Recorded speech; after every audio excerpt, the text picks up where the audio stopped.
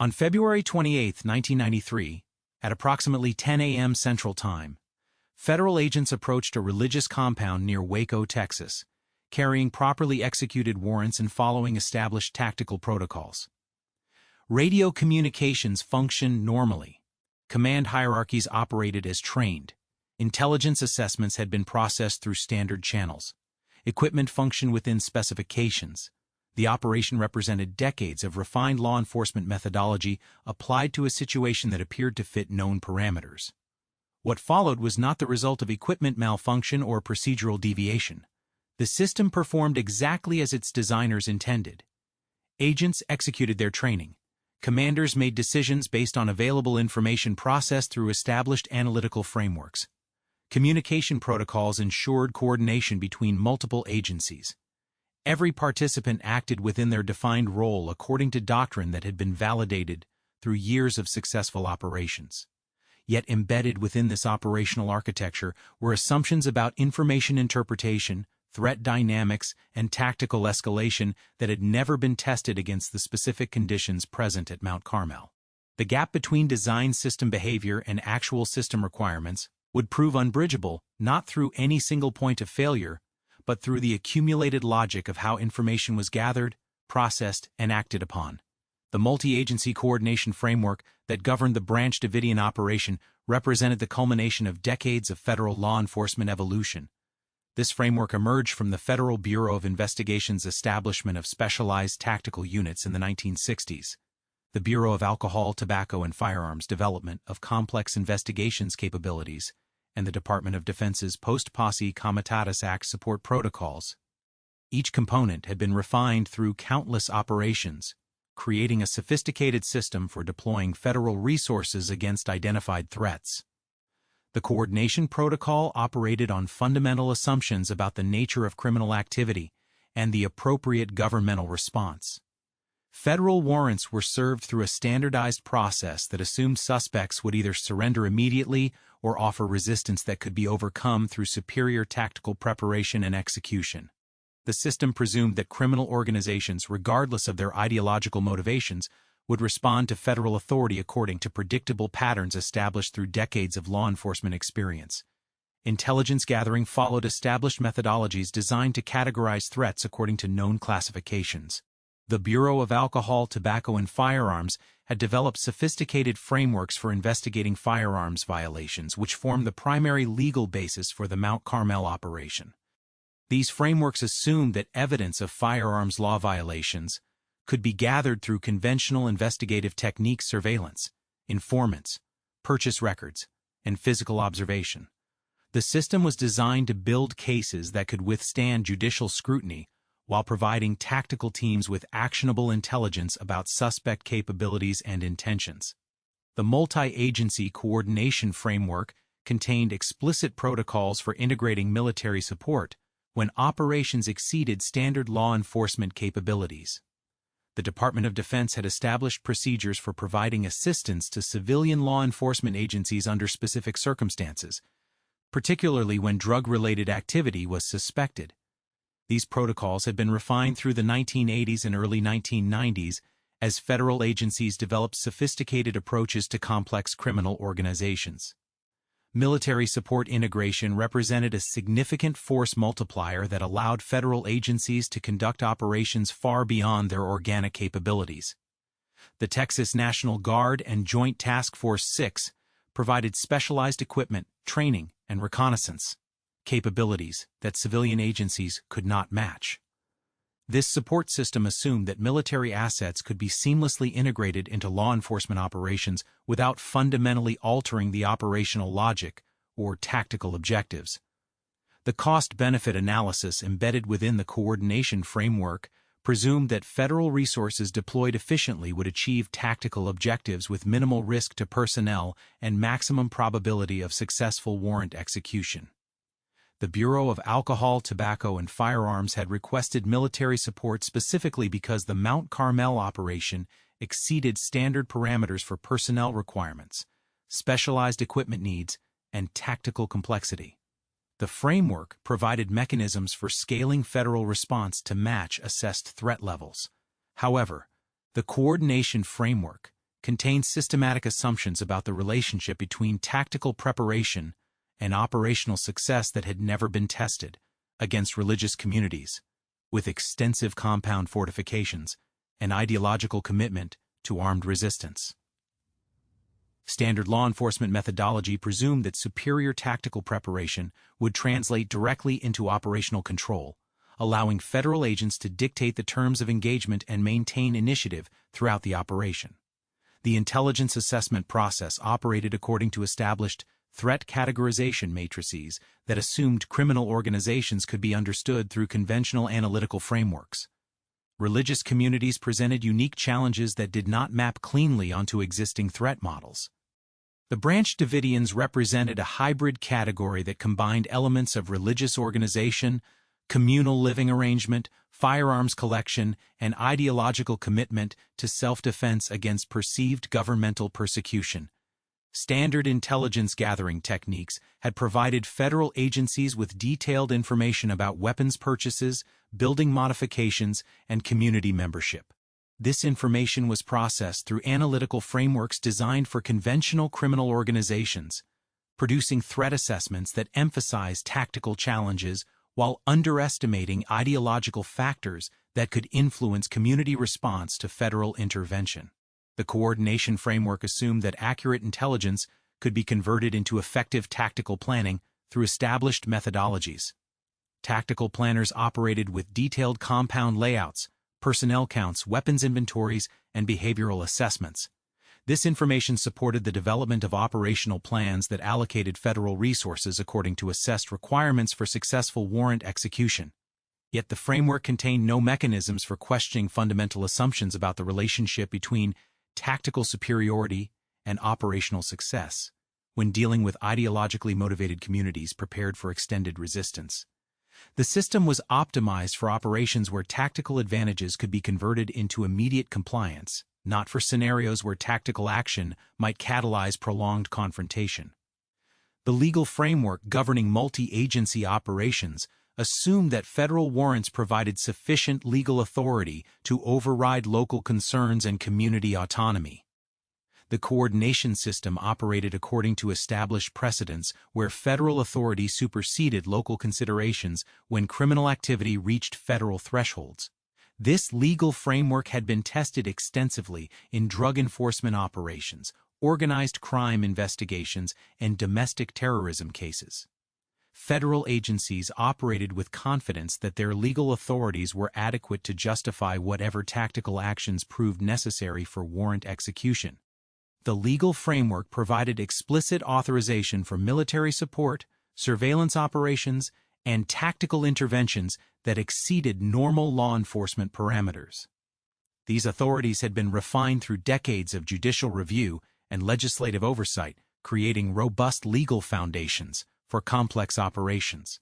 However, the legal framework assumed that communities subject to federal intervention would recognize federal authority as legitimate, even when disagreeing with specific actions. The system presumed that legal compliance could be enforced through tactical superiority when voluntary compliance proved insufficient. This assumption had never been tested against religious communities with theological justifications for resisting federal authority as illegitimate governmental persecution. The resource allocation logic embedded within the coordination framework operated according to efficiency principles that assumed tactical problems could be solved through appropriate resource deployment. Military assistance provided specialized capabilities that civilian agencies lacked, including aerial reconnaissance, armored vehicles, communications equipment, and training facilities. These resources were allocated according to assessed tactical requirements, with costs justified by operational necessity. The framework contained mechanisms for cost-sharing between agencies and reimbursing military organizations for support provided. The Bureau of Alcohol, Tobacco, and Firearms and Federal Bureau of Investigation operated with approved budgets for complex operations, including provisions for military support when civilian capabilities proved insufficient. This financial architecture assumed that operational costs could be controlled through efficient resource utilization and successful tactical execution. cost-benefit calculations presumed that federal resources deployed efficiently would achieve objectives with minimal expenditure and maximum operational success. The system was designed to scale resource deployment to match assessed threat levels, providing tactical advantages sufficient to ensure rapid warrant execution without excessive costs or prolonged operations. The coordination framework assumed that appropriate resource allocation would prevent operations from exceeding planned parameters. The command structure embedded within the multi-agency coordination framework assumed that tactical authority could be exercised effectively across organizational boundaries through established protocols. The Bureau of Alcohol, Tobacco, and Firearms maintained operational command for warrant execution while coordinating with military support elements according to defined roles and responsibilities. Command relationships had been clarified through written agreements that specified decision-making authority and operational boundaries.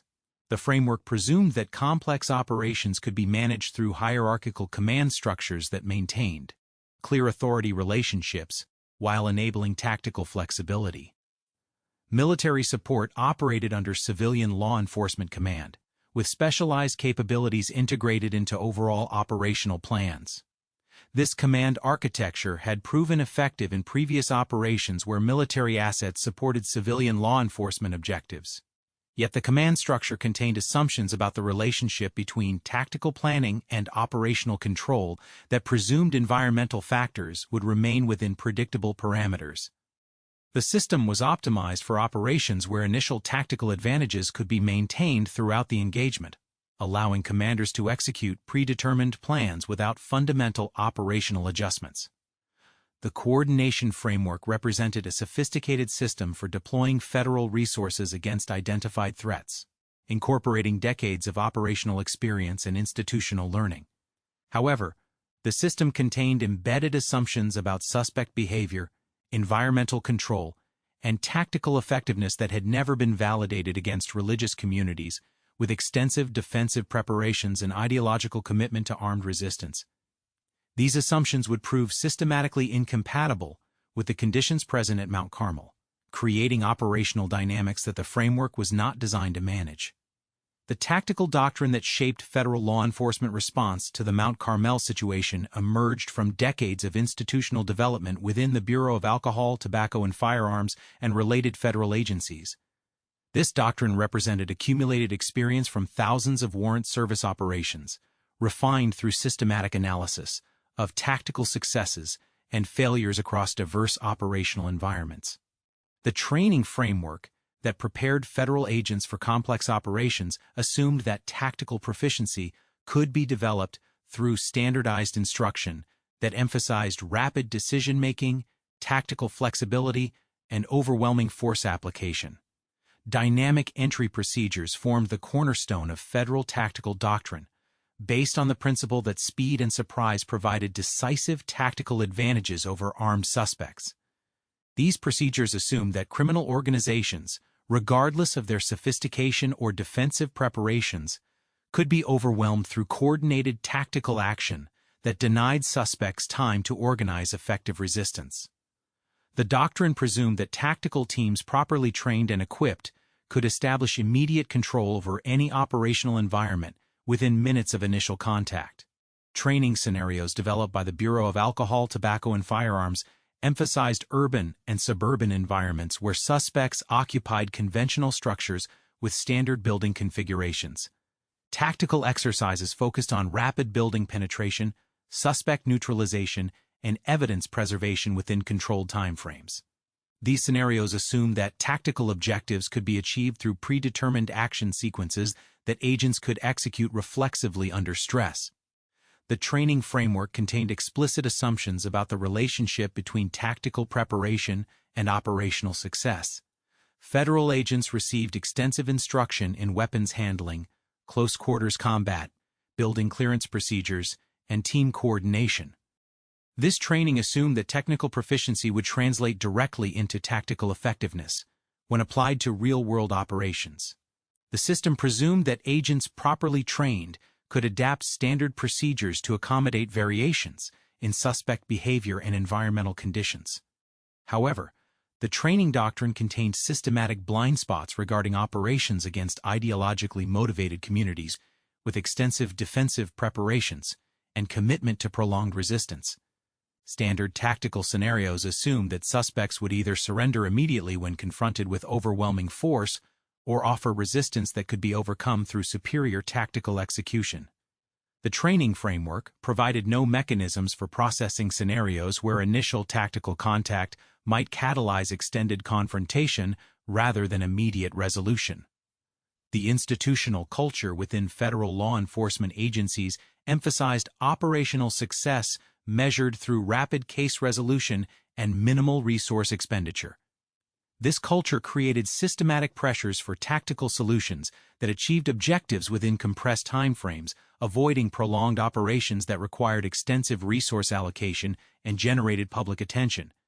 The performance evaluation systems that governed agent career advancement rewarded successful warrant execution while penalizing operations that exceeded planned parameters. These institutional incentives shaped tactical planning in ways that prioritized rapid resolution over tactical flexibility. Operations planners faced systematic pressure to develop tactical approaches that promised quick success with minimal risk of extended engagement. The planning framework assumed that appropriate tactical preparation would prevent operations from exceeding manageable timeframes, allowing agencies to maintain operational tempo without resource strain. The institutional culture contained embedded assumptions about the appropriate relationship between federal law enforcement agencies and civilian communities. Federal agents operated with confidence that their legal authorities justified whatever tactical actions proved necessary for warrant execution. The training framework emphasized federal supremacy over local considerations when criminal activity reached federal thresholds, assuming that communities would recognize federal authority as legitimate even when opposing specific enforcement actions. This cultural framework had been validated through countless successful operations where federal intervention achieved objectives without sustained community resistance. The system assumed that tactical superiority would translate into community compliance, preventing localized opposition from escalating into prolonged confrontation. Federal agencies operated according to precedents where initial tactical success established federal control that could be maintained through continued presence and legal process. Yet the institutional culture contained no mechanisms for questioning fundamental assumptions about community response when federal intervention challenged core community beliefs and organizational structures. The training framework presumed that communities subject to federal action would respond according to conventional patterns, even when those communities operated according to ideological principles that explicitly rejected federal authority as illegitimate. The human factors engineering embedded within federal tactical doctrine assumed that agents could process complex information accurately under high-stress conditions while executing predetermined tactical sequences. Training programs included extensive stress conditioning designed to maintain agent performance when operating under combat conditions. This conditioning assumed that agents properly trained could maintain tactical effectiveness while processing multiple information streams and adapting to changing operational conditions. The doctrine contained explicit assumptions about agent decision-making capabilities under stress. Training emphasized rapid threat assessment and appropriate response selection from predetermined tactical options. The system presumed that agents could distinguish between legitimate threats and civilian non-combatants while maintaining tactical effectiveness in complex operational environments. However, the human factors framework contained systematic vulnerabilities regarding information processing when operational conditions exceeded training parameters. Standard tactical scenarios provided agents with clear threat identification criteria and predetermined response options. The training framework assumed that real-world operations would present threats that could be categorized according to established patterns, enabling agents to apply trained responses effectively. The doctrine presumed that agent training could prepare federal personnel for operational stress without adequately addressing scenarios where initial tactical assumptions proved incorrect. The human factors framework assumed that agents could adapt tactical approaches when confronted with unexpected conditions while maintaining operational effectiveness. This assumption had never been tested against scenarios where fundamental tactical premises proved invalid, requiring agents to improvise solutions without institutional support. The equipment systems that supported federal tactical operations represented significant technological investments designed to provide tactical advantages over potential adversaries. Federal agencies had access to specialized weapons, communications equipment, protective gear, and surveillance capabilities that exceeded civilian law enforcement standards. This equipment was designed according to specifications that assumed tactical superiority could be maintained through technological advantages that criminals could not match. The equipment framework contained embedded assumptions about the operational environments where tactical teams would deploy. Communication systems assumed reliable radio connectivity in operational areas. Weapons and protective equipment were optimized for urban and suburban environments with conventional building materials and standard structural configurations. Surveillance capabilities were designed for operations where tactical teams could establish overwatch positions and maintain visual contact with target areas. Yet the equipment framework contained systematic limitations when applied to rural compound environments with extensive defensive modifications and communication countermeasures. Standard tactical equipment assumed operational environments that provided tactical teams with mobility advantages and communication superiority. The system presumed that equipment designed for conventional operations would remain effective when deployed against unconventional adversaries with specialized defensive preparations. The tactical doctrine that governed federal law enforcement response to complex threats assumed that standard procedures could be modified to accommodate operational variations without fundamental changes to tactical logic. The training framework emphasized tactical flexibility while maintaining adherence to established principles that had proven effective across diverse operational environments. This approach assumed that tactical adaptations could preserve operational effectiveness while adjusting to specific environmental conditions. The doctrine contained explicit provisions for scaling tactical response to match assessed threat levels. Operations planners could request military support, specialized equipment, and additional personnel when operations exceeded standard law enforcement capabilities.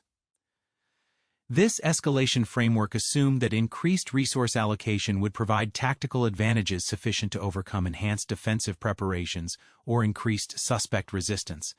However, the escalation framework contained assumptions about the relationship between tactical resources and operational success that presumed additional capabilities would translate directly into tactical advantages. The system assumed that military support integration would provide federal agencies with overwhelming tactical superiority that suspects could not match through defensive preparations or tactical innovation. The training doctrine emphasized individual agent proficiency while assuming that team coordination could be maintained through standardized communication protocols and predetermined tactical sequences. Federal tactical teams trained extensively in coordinated movement, synchronized action, and mutual support under combat conditions. This training assumed that team effectiveness would remain constant regardless of operational duration or environmental stress. The team coordination framework presumed that tactical units could maintain effectiveness throughout extended operations without degradation in individual performance or team cohesion. The doctrine assumed that tactical teams properly trained and equipped could sustain operational effectiveness indefinitely when provided with appropriate logistical support and command guidance. Yet the coordination framework contained no mechanisms for addressing scenarios where extended operations created stress levels that exceeded training parameters. The system assumed that tactical teams could adapt to operational changes while maintaining predetermined performance standards, even when operations extended far beyond planned timeframes and required tactical approaches that deviated from established doctrine. The interface design between federal agencies and supporting organizations assumed that coordination could be maintained through established communication protocols and command relationships. Multi-agency operations required integration of personnel from different organizations with distinct training backgrounds, equipment systems, and operational cultures. The coordination framework presumed that these differences could be managed through clear command authority and standardized procedures.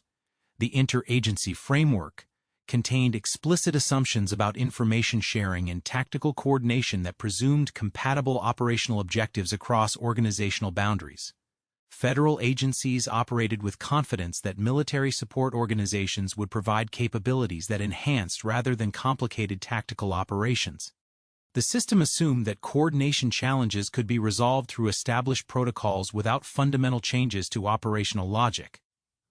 However, the interagency framework contained systematic vulnerabilities when coordination requirements exceeded established parameters. The system presumed that supporting organizations would operate according to federal law enforcement priorities without introducing operational constraints or alternative objectives. The coordination framework assumed that tactical complexity could be managed through hierarchical command structures that maintained clear authority relationships throughout extended operations. The latent conditions embedded within federal tactical doctrine represented accumulated institutional assumptions that had been validated through successful operations, but never tested against religious communities with extensive defensive preparations and ideological commitment to armed resistance. These conditions created systematic vulnerabilities that would prove incompatible with the specific challenges present at Mount Carmel, establishing prerequisites for operational failure that no amount of tactical proficiency could overcome. The tactical approach to Mount Carmel on February 28, 1993, represented the culmination of months of intelligence gathering, tactical planning, and resource allocation designed to execute federal warrants through rapid coordinated action. The operation proceeded according to established protocols that assumed tactical surprise would provide decisive advantages over the Branch Davidian community. Federal agents advanced with confidence that their training, equipment, and numerical superiority would enable swift warrant execution without extended confrontation. The initial tactical sequence unfolded exactly as planned during the first minutes of the operation. Transportation proceeded on schedule, with tactical teams approaching the compound through predetermined routes designed to maximize surprise while providing tactical flexibility. Communications functioned normally, with command elements receiving regular updates on tactical progress. Equipment operated within specifications, providing tactical teams with the capabilities they required for standard warrant execution procedures. However, the fundamental premise underlying the entire operation that tactical surprise could be achieved and maintained against the Branch Davidian community proved incorrect within minutes of initial contact. The tactical intelligence that had shaped operational planning contained systematic gaps regarding community awareness, defensive preparations, and tactical readiness that rendered standard federal approaches ineffective. According to the comprehensive investigation documented by the Government Accountability Office, the Bureau of Alcohol, Tobacco, and Firearms had developed detailed intelligence on the Mount Carmel compound through months of surveillance operations, informant reports, and analysis of commercial purchases. This intelligence provided tactical planners with extensive information about building layouts, personnel numbers, weapons inventories, and daily routines that appeared sufficient for effective tactical planning. The intelligence gathering process followed established methodologies that assumed accurate information could be collected through conventional surveillance techniques. Federal agents conducted aerial reconnaissance, monitored communications, and infiltrated undercover agents into the community to gather operational intelligence. These techniques had proven effective in previous operations against criminal organizations, providing tactical planners with actionable information about suspect capabilities and intentions. Yet the intelligence framework contained systematic limitations when applied to religious communities with sophisticated counter-surveillance capabilities and extensive defensive preparations. The Branch Davidians had developed awareness of federal surveillance activities through community members with law enforcement experience and tactical knowledge. This awareness enabled the community to implement countermeasures that compromised federal intelligence gathering without detectably alerting federal agencies to the compromise. The tactical timeline developed for warrant execution assumed that federal agents could approach the compound undetected, establish tactical positions, and initiate warrant service before the community could organize effective resistance. This timeline relied on precise coordination between multiple tactical elements, with success dependent on maintaining tactical surprise throughout the initial phases of the operation. The communication logs maintained during the operation document the exact sequence of events as tactical surprise collapsed. At approximately 10:15 a.m., tactical teams reported that their approach had been observed by compound residents. Radio transmissions indicate that federal agents immediately recognized that tactical surprise had been compromised, but continued with the planned approach, based on assessment that tactical advantages remained sufficient for successful warrant execution. The tactical decision to continue the operation after discovering that Surprise had been compromised reflected institutional confidence that federal tactical superiority would prove decisive regardless of community awareness. Federal tactical doctrine emphasized overwhelming force application that could overcome defensive preparations through superior training, equipment, and coordination. The operational plan contained provisions for continuing the operation even if initial tactical advantages were reduced. However, the tactical framework contained no mechanisms for reassessing fundamental operational premises when initial assumptions proved incorrect. The system assumed that tactical modifications could preserve operational effectiveness even when key planning assumptions were invalidated. Federal commanders operated with confidence that their training and experience provided adequate flexibility for adapting to unexpected operational conditions. The first direct contact between federal agents and Branch Davidian community members occurred at approximately 10:20 a.m., when tactical teams approached the main compound building. The documentation reveals that this contact proceeded initially according to established warrant service protocols, with federal agents identifying themselves and announcing their legal authority to search the premises. The community response to federal announcement of warrant authority reflected fundamental disagreements about the legitimacy of federal jurisdiction over religious community activities. Branch Davidian representatives questioned the legal basis for federal intervention while expressing willingness to cooperate with properly constituted legal processes. This response indicated that the community distinguished between legitimate governmental authority and what they perceived as persecution of religious activities. The tactical framework assumed that federal legal authority would be recognized as legitimate by community members even when they disagreed with specific enforcement actions. Federal agents operated with confidence that proper warrant execution procedures would establish legal compliance regardless of community objections. The system presumed that tactical authority could enforce legal compliance when voluntary cooperation proved insufficient. Yet the interaction between federal agents and community representatives revealed systematic incompatibilities between federal expectations and community understanding of appropriate governmental authority.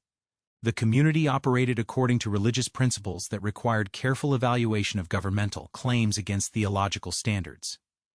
This evaluation process could not be abbreviated through tactical pressure without fundamentally violating community organizational principles. The escalation from verbal exchange to armed confrontation occurred within minutes of initial contact, but the precise sequence of events that precipitated gunfire remains disputed in the available documentation.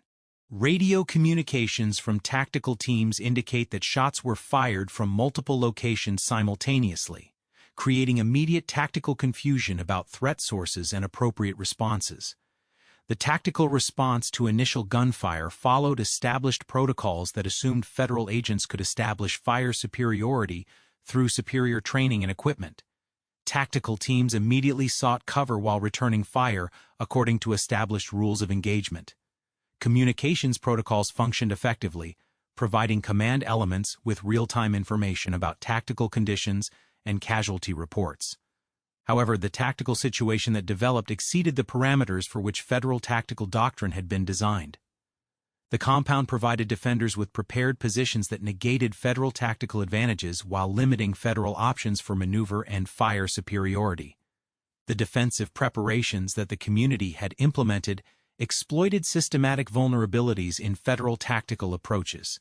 The compound's structural modifications represented years of construction activity that had transformed the buildings into defensive positions optimized for resisting tactical assault. These modifications included reinforced walls, prepared firing positions, and communication systems that enabled coordinated defensive response. The defensive preparations reflected sophisticated understanding of federal tactical doctrine and systematic efforts to neutralize federal tactical advantages. Federal tactical teams found their standard approaches ineffective against defensive positions that had been, specifically, designed to counter federal tactical capabilities. The equipment and techniques that had proven successful in urban and suburban environments provided minimal advantages when applied against fortified positions with prepared fields of fire and reinforced construction. The tactical stalemate that developed within the first hour of the operation reflected fundamental incompatibilities between federal tactical doctrine and the defensive preparations that the community had implemented.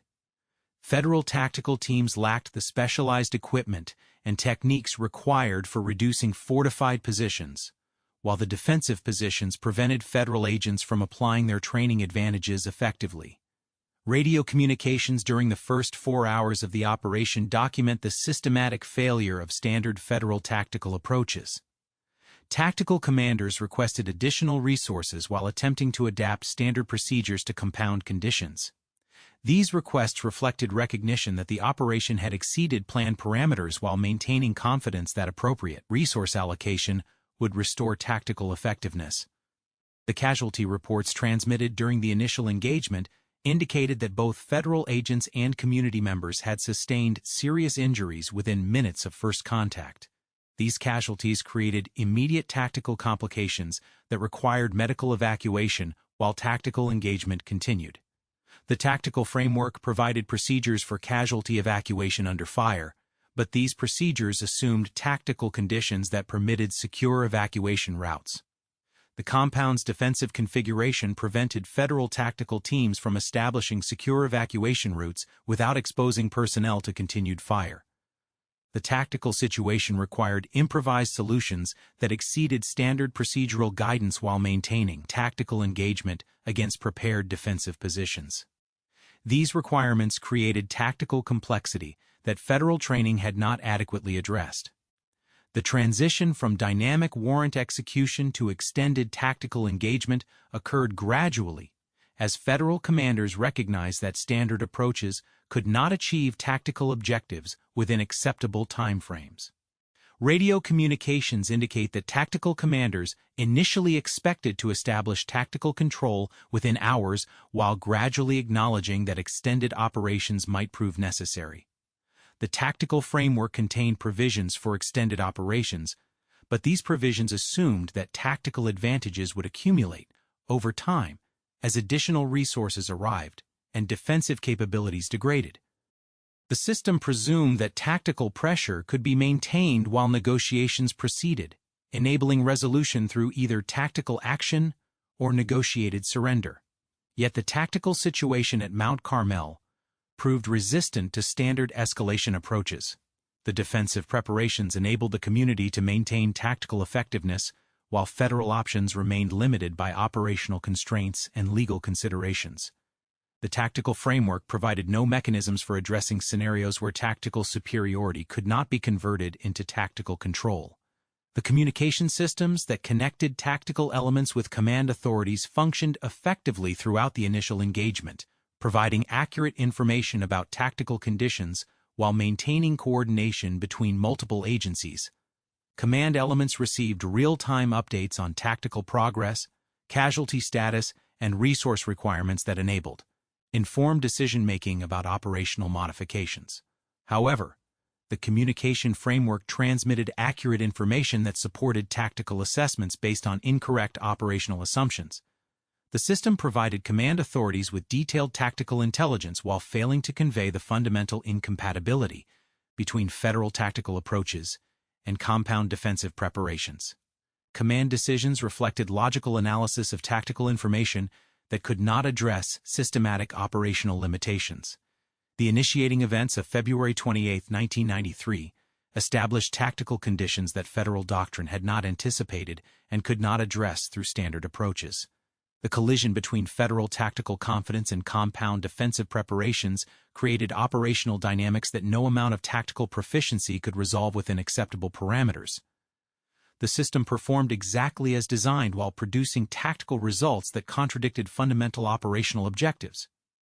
The physical transformation of the Mount Carmel compound into a defensive position represented years of systematic construction activity that fundamentally altered the tactical environment federal agents expected to encounter.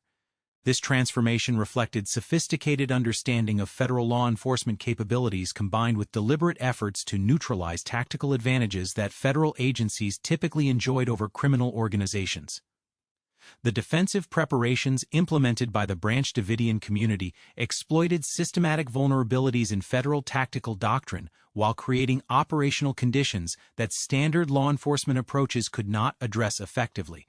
The compound's structural modifications began years before federal agents initiated surveillance activities, indicating long-term community planning for potential confrontation with governmental authorities. These modifications included reinforced walls, prepared firing positions, communication systems, and supply storage areas designed to support extended defensive operations. The construction activity reflected detailed knowledge of federal tactical capabilities and systematic efforts to create defensive advantages that could offset federal numerical and equipment superiority. According to the physical evidence analysis documented in the Government Accountability Office investigation, the compound buildings had been extensively modified from their original agricultural and residential configurations. These modifications included concrete reinforcement, steel plating, and structural changes that provided defensive capabilities while maintaining the external appearance of conventional religious community facilities. The main compound building incorporated defensive features that rendered standard federal tactical approaches ineffective. External walls had been reinforced with materials that provided protection against standard law enforcement weapons while creating firing positions that offered defensive advantages to community members.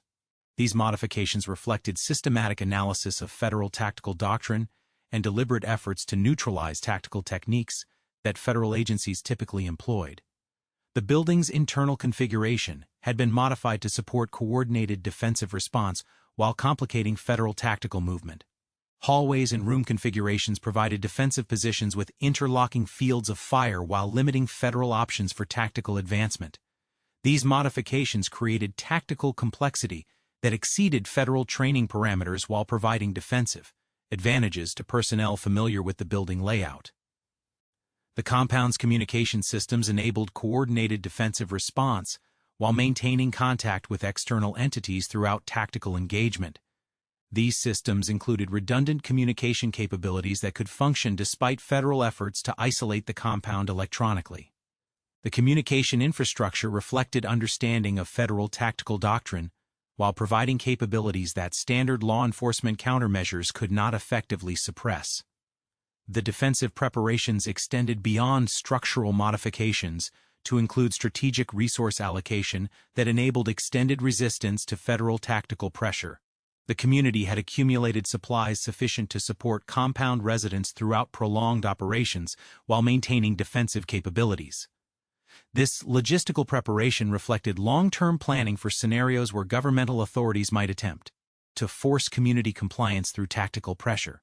The weapons inventory maintained by the community provided defensive capabilities that exceeded federal tactical planning assumptions. The community possessed legal firearms with characteristics that enabled effective defensive engagement while operating within complex regulatory requirements. These weapons reflected understanding of federal firearms regulations combined with deliberate efforts to maximize defensive capabilities within legal constraints. The tactical engagement that developed after initial contact revealed systematic incompatibilities between federal tactical approaches and compound defensive preparations. Federal tactical teams found their standard movement techniques ineffective against prepared defensive positions, while their weapons provided minimal advantages against reinforced structural modifications. The tactical framework that had proven effective in urban and suburban environments provided inadequate capabilities for operations against fortified positions. The compound's defensive configuration created tactical problems that federal training had not adequately addressed. Standard federal tactical doctrine emphasized rapid building penetration, followed by systematic clearance of internal spaces. This approach assumed conventional building construction that provided federal agents with mobility advantages and tactical flexibility that could overcome defensive resistance through superior training and coordination. However, the compound's structural modifications prevented federal agents from achieving tactical penetration while exposing them to coordinated defensive fire from prepared positions. The defensive preparations created tactical conditions that negated federal training advantages while providing community members with tactical superiority in defensive engagement. Federal tactical teams lacked the specialized equipment and techniques required for reducing fortified positions under combat conditions. The tactical stalemate that developed reflected fundamental incompatibilities between federal capabilities and compound defensive requirements. Federal tactical doctrine assumed that tactical superiority could be established through appropriate resource allocation and tactical execution. The compound's defensive preparations invalidated this assumption by creating tactical conditions where federal advantages could not be applied effectively. The casualty patterns that emerged during tactical engagement confirmed the tactical effectiveness of compound defensive preparations. Community members operating from prepared positions achieved tactical results that exceeded federal tactical planning assumptions, while federal agents struggled to apply their training effectively under compound conditions. These patterns indicated systematic tactical advantages that defensive preparations provided to personnel familiar with compound layout and defensive procedures. The medical evacuation requirements created during tactical engagement revealed additional tactical complications that federal planning had not adequately addressed. Federal tactical doctrine provided procedures for casualty evacuation under fire, but these procedures assumed tactical conditions that permitted secure evacuation routes. The compound's defensive configuration prevented federal tactical teams from establishing secure evacuation corridors without exposing additional personnel to defensive fire. The tactical communications monitoring available to federal command elements provided detailed information about tactical conditions while failing to convey the systematic nature of tactical limitations that federal teams encountered. Radio transmissions accurately reported immediate tactical situations, while command elements struggled to develop tactical solutions for problems that exceeded standard procedural guidance. Federal tactical commanders requested additional resources and specialized equipment as the tactical situation clarified, but these requests reflected continuing confidence that appropriate resource allocation could restore tactical effectiveness. The tactical framework assumed that tactical problems could be resolved through escalated resource deployment rather than fundamental changes to tactical approach. The tactical assessment process that federal commanders employed during extended engagement followed established analytical frameworks that assumed tactical problems could be categorized according to known patterns with solutions available through standard tactical doctrine. This assessment process provided systematic analysis of immediate tactical conditions while failing to address the fundamental incompatibility between federal tactical approaches and compound defensive preparations. The tactical timeline that developed during the first day of engagement reflected systematic efforts by federal commanders to apply established tactical doctrine to operational conditions that exceeded doctrinal parameters. Tactical plans were modified repeatedly as standard approaches proved ineffective, but these modifications remained within tactical frameworks that could not address the systematic nature of federal tactical limitations. The compound's defensive effectiveness resulted from systematic integration of structural modifications, weapons capabilities, personnel training, and logistical preparation that created defensive advantages exceeding federal tactical planning assumptions. These advantages reflected years of preparation specifically designed to neutralize federal tactical capabilities while providing community members with tactical superiority in defensive engagement. The tactical equipment available to federal agents proved inadequate for operations against prepared defensive positions with reinforced construction and coordinated defensive response. Standard law enforcement weapons provided minimal effectiveness against structural modifications, while federal protective equipment offered insufficient protection against defensive capabilities that community members possessed. The tactical techniques that federal agents attempted to employ reflected training optimized for conventional operational environments with predictable tactical variables and standard building configurations. These techniques assumed tactical conditions that permitted federal agents to apply training advantages through superior coordination and equipment, while maintaining tactical initiative throughout engagement. Yet the compound environment created tactical conditions that prevented federal agents from applying their training effectively while providing defensive advantages to community members operating from prepared positions. The tactical framework that federal agents had mastered through extensive training proved systematically inadequate for compound operations against prepared defensive positions. The escalation of federal tactical response during extended engagement reflected institutional confidence that tactical problems could be resolved through appropriate resource allocation and tactical modification. Additional tactical teams, specialized equipment, and military support were requested based on assessment that enhanced capabilities would provide tactical advantages sufficient for achieving operational objectives. However, the tactical escalation process operated according to assumptions about the relationship between tactical resources and operational effectiveness that proved invalid under compound conditions. Enhanced federal capabilities could not address the systematic nature of tactical limitations that compound defensive preparations created. The defensive advantages available to community members could not be overcome through tactical escalation within acceptable operational parameters. The tactical analysis conducted by federal agencies during extended engagement focused on immediate tactical problems while failing to address the fundamental incompatibility between federal tactical doctrine and compound defensive requirements. This analysis provided detailed assessment of tactical conditions while maintaining confidence that tactical solutions could be developed through appropriate resource allocation and procedural modification. The compound's defensive effectiveness represented systematic exploitation of vulnerabilities in federal tactical doctrine that had never been tested against fortified positions with prepared defensive capabilities. The community's defensive preparations reflected sophisticated understanding of federal tactical limitations, combined with deliberate efforts to create tactical conditions that federal approaches could not address effectively. The tactical failure that developed at Mount Carmel resulted from systematic incompatibilities between federal tactical capabilities and compound defensive requirements that no amount of tactical proficiency or resource allocation could overcome within acceptable operational parameters. The defensive preparations implemented by the community created tactical conditions that exceeded federal doctrinal capabilities while providing defensive advantages that standard law enforcement approaches could not neutralize. The transformation from dynamic tactical engagement to extended siege operations represented a fundamental shift in operational logic that federal agencies had not anticipated when planning the Mount Carmel warrant execution.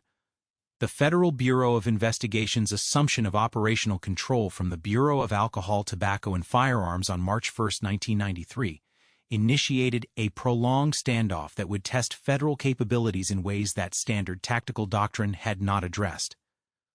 This transition revealed systematic limitations in federal operational frameworks when applied to scenarios where tactical superiority could not be converted into immediate tactical control. The hostage rescue team operational procedures that governed FBI siege management represented the most sophisticated federal capabilities for extended tactical engagement with barricaded suspects. These procedures had been developed through decades of operational experience with hostage situations, barricaded gunmen, and complex criminal organizations that required extended tactical response. The hostage rescue team framework assumed that tactical pressure combined with negotiation could achieve resolution through either voluntary surrender or tactical intervention under controlled conditions. However, the operational situation at Mount Carmel exceeded the parameters for which hostage rescue team procedures had been designed. Standard siege management assumed that tactical isolation would create pressure for resolution while degrading suspect capabilities over time. The compound's defensive preparations and logistical stockpiles enabled the branch Davidian community to maintain operational effectiveness throughout extended siege conditions, negating key assumptions underlying federal siege doctrine. The command structure modifications required for extended operations created organizational complexity that federal agencies had not fully anticipated. The Bureau of Alcohol, Tobacco, and Firearms maintained legal authority for warrant execution, while the Federal Bureau of Investigation assumed tactical command for siege operations. Military support elements continued providing capabilities under established agreements while coordinating with multiple federal command authorities, operating according to different organizational priorities and operational timelines. The interagency coordination framework assumed that organizational boundaries could be managed through clear command relationships and standardized communication procedures. Extended operations created coordination requirements that exceeded these standard frameworks while maintaining operational pressure that prevented systematic reorganization of command relationships. The result was operational complexity that challenged federal coordination capabilities without providing mechanisms for fundamental structural adjustment. According to the comprehensive analysis provided in the Government Accountability Office investigation, federal agencies allocated significant resources to maintain siege operations while attempting to develop tactical solutions for operational problems that exceeded standard doctrinal guidance. Military support included specialized equipment, logistical capabilities, and technical expertise that enhanced federal operational capacity while operating within legal constraints that limited military involvement in civilian law enforcement operations. The resource allocation decisions made during extended siege operations reflected institutional confidence that appropriate federal capabilities could achieve operational objectives through sustained tactical pressure combined with negotiation initiatives. Federal agencies committed personnel, equipment, and financial resources to maintain operational effectiveness while pursuing multiple approaches to resolution that assumed tactical advantages would eventually prove decisive. Yet the resource allocation framework contained assumptions about the relationship between operational investment and tactical effectiveness that proved invalid under compound conditions. Enhanced federal capabilities could not address the fundamental incompatibility between federal operational objectives and compound defensive capabilities. The community's preparation for extended resistance negated federal advantages while creating operational costs that exceeded planned parameters. The tactical equipment deployment during siege operations included armored vehicles, surveillance systems, communication countermeasures, and specialized weapons designed to provide federal tactical advantages over barricaded suspects. This equipment represented significant technological investments that assumed tactical superiority could be maintained through equipment advantages that suspects could not match through defensive preparations or tactical innovation. The combat engineering vehicles provided by military support offered federal tactical teams with capabilities for breaching fortified positions while providing protection against defensive weapons. These vehicles were designed for tactical operations where armored protection enabled tactical maneuver against prepared defensive positions. The deployment of such equipment reflected federal assessment that compound defensive preparations required enhanced tactical capabilities for successful resolution. However, the tactical employment of armored vehicles created operational dynamics that exceeded the parameters for which federal tactical doctrine had been designed. The vehicles provided tactical capabilities while creating psychological pressure that could influence community response in unpredictable ways. The tactical framework assumed that enhanced capabilities would provide tactical advantages without creating operational complications that could compromise federal objectives.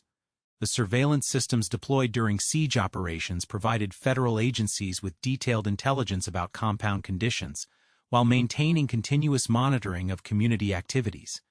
These systems included thermal imaging, audio monitoring, and visual surveillance that enabled federal tactical planners to assess compound conditions and community response to tactical pressure. The intelligence gathered through extended surveillance operations provided federal agencies with unprecedented insight into compound operations, while revealing the community's capability for sustained resistance under siege conditions. This intelligence confirmed that compound defensive preparations enabled effective resistance while community cohesion remained intact despite extended tactical pressure and isolation. Yet the surveillance framework operated according to assumptions about the relationship between intelligence gathering and tactical effectiveness that proved inadequate for compound conditions. Enhanced intelligence could not provide tactical solutions for operational problems that exceeded federal doctrinal capabilities. The information gathered through surveillance confirmed tactical limitations rather than providing pathways for tactical resolution. The negotiation initiatives undertaken during extended siege operations represented systematic federal efforts to achieve resolution through communication rather than tactical action. FBI negotiators employed established techniques for engaging with barricaded suspects while attempting to develop communication relationships that could facilitate voluntary surrender. These techniques assume that sustained communication could identify resolution pathways that avoided tactical confrontation. The negotiation framework contained explicit assumptions about the relationship between tactical pressure and negotiation effectiveness that presumed tactical advantages would enhance federal negotiation position while creating pressure for community compromise. Federal negotiators operated with confidence that tactical superiority combined with isolation would create conditions favorable to negotiated resolution. However, the negotiation process revealed fundamental incompatibilities between federal operational objectives and community organizational principles that could not be resolved through communication alone. The community operated according to religious beliefs that required careful theological evaluation of governmental demands, while federal negotiators operated according to legal frameworks that assumed governmental authority could override religious objections through appropriate tactical pressure. The psychological operations employed during siege operations included sleep deprivation, noise harassment, and communication isolation designed to create pressure for surrender while degrading community defensive capabilities. These techniques represented established federal capabilities for influencing barricaded suspect behavior while maintaining tactical pressure that could facilitate resolution through surrender or tactical intervention. The psychological pressure framework assumed that sustained tactical and psychological pressure would create conditions that favored federal resolution objectives while degrading community resistance capabilities. Federal agencies operated with confidence that appropriate pressure application would achieve resolution within acceptable timeframes while maintaining tactical advantages that could support alternative resolution approaches. Yet, the psychological operations revealed additional incompatibilities between federal capabilities and community characteristics that exceeded federal planning assumptions. The community's religious cohesion and ideological commitment to resistance provided resilience against psychological pressure, while federal techniques created additional operational complications without achieving tactical advantages. The tactical planning for potential intervention during siege operations included detailed assessment of compound defensive capabilities combined with development of tactical approaches that could achieve federal objectives through coordinated assault. These plans represented sophisticated tactical analysis that incorporated intelligence gathered during extended surveillance while addressing defensive preparations that had proven effective against initial federal tactical attempts. The intervention planning framework assumed that enhanced tactical capabilities combined with detailed intelligence could overcome compound defensive advantages through appropriate tactical execution. Federal tactical planners operated with confidence that proper resource allocation and tactical coordination could achieve objectives that initial tactical attempts had failed to accomplish. However, the intervention planning process operated according to tactical assumptions that compound defensive preparations had already proven invalid. Enhanced federal capabilities could not address systematic incompatibilities between federal tactical approaches and compound defensive requirements. The tactical planning framework could not develop solutions for operational problems that exceeded federal doctrinal capabilities regardless of resource allocation or tactical sophistication. The decision-making process that governed federal operations during extended siege reflected institutional pressure for resolution combined with recognition that standard approaches had proven inadequate for compound conditions. Federal commanders faced systematic pressure to achieve operational objectives while operating within legal and political constraints that limited available tactical options. The decision-making framework contained explicit assumptions about the relationship between operational duration and tactical effectiveness that presumed extended operations would create conditions favorable to federal resolution objectives. Federal agencies operated according to precedents where sustained tactical pressure achieved resolution through suspect surrender or successful tactical intervention under controlled conditions. Yet the decision-making process operated according to institutional logic that could not address the fundamental incompatibilities between federal operational capabilities and compound defensive requirements. Extended operations created operational costs and political pressure without providing tactical solutions for problems that exceeded federal doctrinal parameters. The secondary crises that developed during extended siege operations included medical emergencies, supply shortages, equipment failures, and coordination problems that created additional operational complexity, while maintaining tactical pressure against compound defensive positions. These secondary challenges reflected the systematic strain that extended operations created for federal agencies operating beyond planned operational parameters. The crisis management framework assumed that federal agencies could maintain operational effectiveness during extended operations while addressing secondary problems through established procedures and additional resource allocation. Federal agencies operated with confidence that appropriate resource management could maintain operational effectiveness while pursuing primary objectives through multiple tactical and negotiation approaches. However, the secondary crises revealed systematic limitations in federal capabilities for sustained operations under tactical conditions that exceeded doctrinal parameters. The accumulation of operational stress created systematic degradation in federal effectiveness while compound defensive capabilities remained intact throughout extended engagement.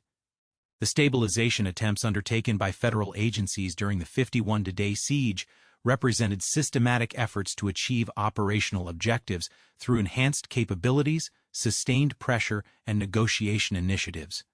These attempts reflected institutional confidence that appropriate resource allocation and tactical persistence could overcome compound defensive advantages while achieving federal objectives within acceptable operational parameters.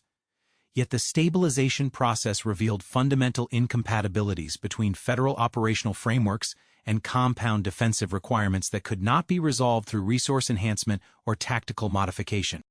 The compound's defensive preparations and community cohesion created operational conditions that exceeded federal capabilities regardless of tactical sophistication or resource allocation, establishing prerequisites for operational failure that no amount of tactical persistence could overcome.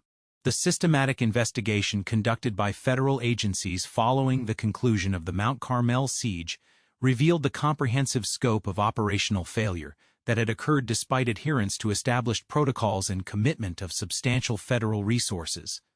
The Government Accountability Office analysis, congressional investigations, and internal agency reviews documented systematic incompatibilities between federal operational capabilities and the specific requirements that religious community confrontations presented. These investigations established that operational failure resulted from embedded assumptions within federal tactical doctrine, rather than individual tactical errors or inadequate resource allocation. The forensic analysis conducted by the Treasury Department's Administrative Review Group provided detailed examination of Bureau of Alcohol, Tobacco, and Firearms decision-making throughout the investigation and warrant execution phases. This analysis documented how federal agencies operated according to established investigative and tactical frameworks while encountering operational conditions that exceeded the parameters for which these frameworks had been designed. The review confirmed that federal personnel acted within their training and authority while producing outcomes that contradicted fundamental federal law enforcement objectives. The post-incident documentation revealed that federal agencies possessed accurate intelligence about compound defensive preparations and community commitment to resistance. Yet this intelligence was processed through analytical frameworks that could not accommodate scenarios where tactical superiority would prove insufficient for operational success. The intelligence assessment process operated according to threat categorization matrices that assumed criminal organizations would respond to federal intervention according to predictable patterns established through decades of law enforcement experience. The investigative findings documented systematic failures in federal risk assessment methodologies when applied to religious communities with extensive defensive preparations and ideological commitment to armed resistance. Standard risk assessment assumed that appropriate tactical preparation could overcome defensive capabilities through superior federal training and equipment. These assessments could not process scenarios where defensive preparation specifically designed to counter federal tactical advantages would prove systematically effective.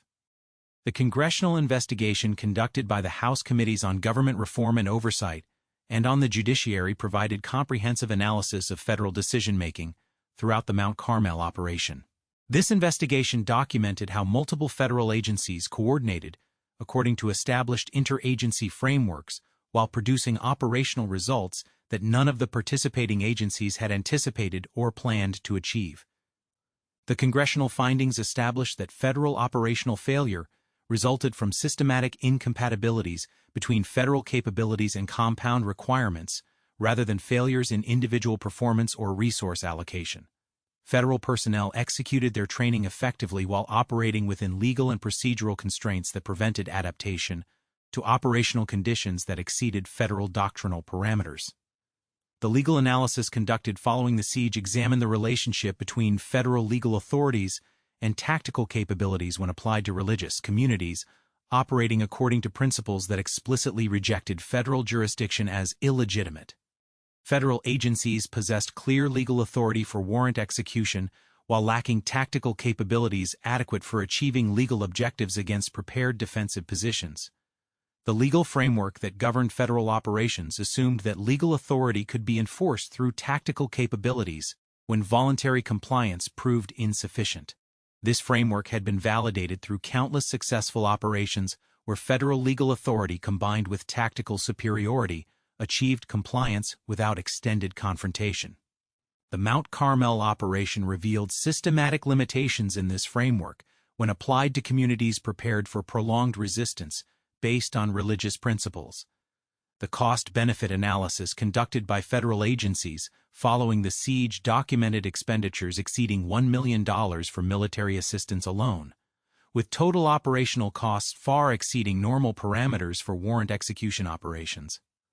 These costs reflected the systematic resource requirements that extended siege operations created while failing to achieve tactical objectives that justified the resource allocation. The financial analysis revealed systematic inadequacies in federal cost estimation frameworks when applied to operations against prepared defensive positions with community commitment to extended resistance. Standard cost-benefit calculations assume that appropriate resource allocation would achieve tactical objectives within predictable timeframes, preventing operations from exceeding manageable financial parameters. The personnel performance analysis conducted by federal agencies documented individual and unit performance that met or exceeded established standards, while producing collective operational results that contradicted federal objectives.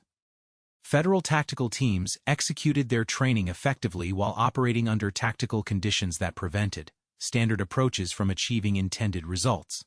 The performance analysis established that operational failure could not be attributed to inadequate individual performance or unit coordination.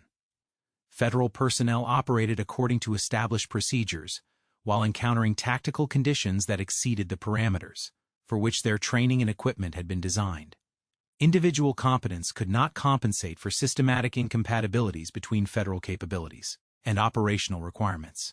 The equipment effectiveness analysis documented systematic limitations in federal tactical equipment when deployed against fortified positions with prepared defensive capabilities.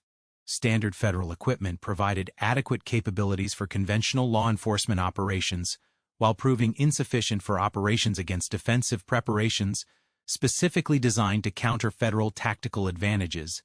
The equipment analysis revealed fundamental assumptions about the relationship between tactical equipment and operational effectiveness that proved invalid under compound conditions.